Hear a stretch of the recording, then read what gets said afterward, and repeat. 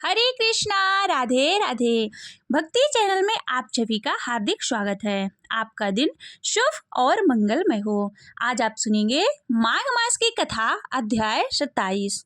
प्रेत कहने लगा, हे पथिक, मैं इस समय तुम्हारे पास जो ये गंगा जल है उसे मांगता हूँ, क्योंकि मैंने इसका बहुत कुछ महात्म्य सुना है। मैंने इस पर्वत पर गंगा जल का बड़ा अद्भुत आश्चर्य देखा था, इसलिए यह जल मांगता हूँ। मैं प्रेत योनि में अति दुखी हूँ। एक महात्मा अनधिकारी को यज्ञ कराकर ब्रह्म राक्षस हो गया। वह हमारे साथ 8 वर्ष तक रहा।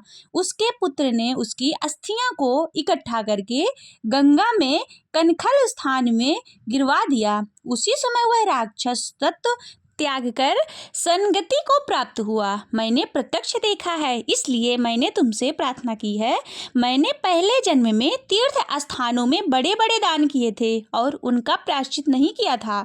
इसी से मैं हजारों वर्ष तक इस प्रेत योनि, जिसमें अन्न और जल मिलना भी अति दुर्लभ है, दुख भोग रहा हूँ। इस योनि में मुझको हजारों वर्ष बीत गए। इस समय आप जल देकर मेरे प्राणों को जो कंठ तक आ जाए बचाओ। कुष्ठ आदि रोग से भी मनुष्य प्राणों को त्याग करने की इच्छा नहीं करता।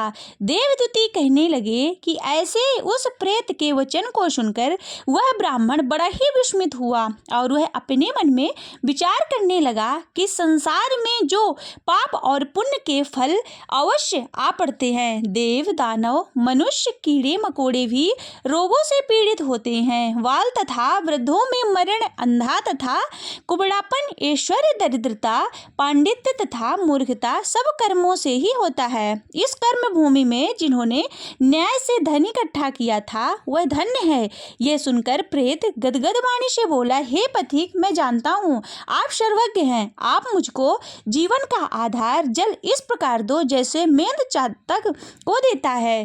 तब पथिक कहने लगा कि प्रेत मेरे माता पिता भृगु क्षेत्र में बैठे हैं, मैं उन्हीं के लिए जल लाया हूँ। अब बीच में तुमने गंगा के संगम का जल मांग लिया। अब मैं इसी धर्म संदेह में पड़ गया कि क्या कांड वस्तु में यज्ञों को इतना नहीं मानता जितना प्राण रक्षा को मानता है। इसलिए प्रेत को जल देकर तृप्त करके माता पिता के लिए फिर जल लाऊंगा। लोमश ऋषि कहने लगे कि इस प्रकार उस पथिक ने गंगा यमुना के संगम का जल उस प्रेत को दे दिया। उस प्रेत ने प्रीति पूर्वक जल को पिया। उसी समय वह प्रेत शरीर को छोड़कर दिव्य देहधारी हो गया। केरल कहने लगा कि बिंदु मात्र गंगा जल से वह प्रेत मुक्त हो गया। हम समझते हैं कि ब्रह्मा भी इस जल से गुण का वर्णन नहीं कर सकते, नहीं तो महादेव इस जल को मस्तक पर क्यों धारण करते। इस संसार में जो मनुष्य काया, वाचा और मनसा के पापों से रंग लाए गए, यह गंगा जल के बिना नहीं धुलते। गंगा जल के सेवन से मुक्ति सदा सम्मुख खड़ी रहती है। जिसके जल को स्पर्श करते ही प्रेत तत्व को छोड़कर मुक्ति को प्राप्त होते हैं। जो गंगा स्नान करता है वह वैष्णव पद को प्राप्त होता है। यदि संबंधी लोग गंगा जल के से तर्पण करें तो नरक में रहने वाले पितृलोक भी स्वर्ग में चले जाते हैं और स्वर्ग में रहते हुए ब्रह्मत्व को प्राप्त होते हैं।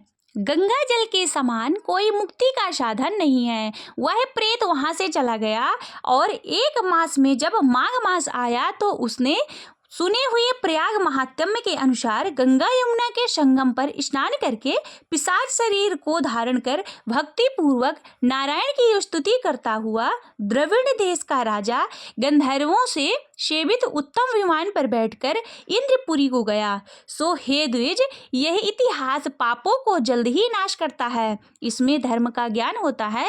यह पुण्य, यश तथा कीर्ति को बढ़ाने वाला है तथा मोक्ष को देने वाला है। तुम भी सद्गति पाने के लिए प्रयाग चलो। वहां पर हम ऐसा स्नान करें जो देवताओं को दुर्लभ होता है। वहां पर श्राप से पैदा हुआ पिशाचवन सब नाश को प्राप्त हो जाएगा। इस प्रकार लोमश ऋषि के मुख से अमृत में मधुर कथा को सुनकर मानो अमृत पीकर सब प्रसन्न हुए और पाप रूपी समुद्र से पार हुए। उन्हीं के साथ लोगों ने दक्षिण दिशा को प्रस्थान किया।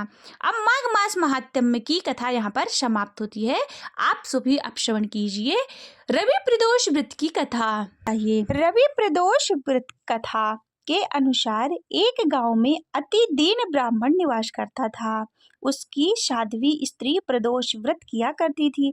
उसे एक ही पुत्र रत्न था। एक समय की बात है, वह पुत्र गंगा स्नान के लिए गया। दुर्भाग्यवश मार्ग में चोरों ने उसे घेर लिया और वे कहने लगे कि हम तुम्हें मारेंगे नहीं, तुम अपने पिता के गुप्त धन के बारे में हमें बतला दो। बालक दीन भाव से कहने लगा कि बंधुओं, हम अत्यंत दीन दुखी गरीब हैं, हमारे पास धन कहाँ है। तब चोरों ने कहा कि तेरे इस पोटली में क्या बंधा है। बालक ने निसंकोच कहा कि मेरी माँ ने मेरे लिए रोटियां दी हैं। यह सुनकर चोरों ने अपने साथियों से कहा कि साथियों, यह बहुत ही दीन दुखी मनुष्य है, अतः हम किसी और को लूटेंगे। इतना कहकर चोरों ने उस बालक को जाने दिया। बालक वहां से चलते हुए एक नगर में पहुंचा। नगर के पास एक बरगद का पेड़ था। वह बालक उसी बरगद के वृक्ष की छाया में सो गया। उसी समय उस नगर के सिपाही चोरों को खोजते हुए उस बरगद के वृक्ष के पास पहुंचे और बालक को चोर समझकर बंदी बना राजा के पास ले गए। राजा ने उसे कारावास में बंद करने का आदेश दे दिया। ब्राह्मणी का लड़का जब घर नहीं लौटा तब उसे अपने पुत्र की बड़ी चिंता हुई। अगले दिन प्रदोष व्रत था। ब्राह्मणी ने प्रदोष व्रत किया और भगवान शंकर से मन ही मन अपने पुत्र की कुशलता की प्रार्थना करने लगी। भगवान शंकर ने उस ब्राह्मणी की प्रार्थना को स्वीकार कर ली। उसी रात भगवान शंकर ने उस राजा को स्वप्न में आदेश दिया कि राजा, यह बालक चोर नहीं है, उसे प्रातः छोड़ दे, अन्यथा उसका सारा राज्य वैभव नष्ट हो जाएगा। प्रातःकाल राजा ने शिव जी की आज्ञा अनुसार उस बालक को कारागार से मुक्त कर दिया। बालक ने अपनी सारी कहानी राजा को सुनाई। राजा वृत्तांत को सुनकर अपने सिपाहियों को उस बालक के घर भेजा और उसके माता पिता को राज दरबार में बुलाया। उसके माता पिता बहुत ही भयभीत थे। राजा ने उन्हें भयभीत देखकर कहा कि आप भयभीत ना हो, आपका बालक निर्दोष है। राजा ने ब्राह्मण को 5 गांव दान में दिए, जिससे वह सुखपूर्वक अपना जीवन व्यतीत कर सके। भगवान शिव की कृपा से ब्राह्मण परिवार आनंद से रहने लगा। अतः जो मनुष्य रवि प्रदोष व्रत को करता है वह सुखपूर्वक और निरोगी होकर अपना पूर्ण जीवन व्यतीत करता है तथा उसके जीवन में खुशहाली आती है।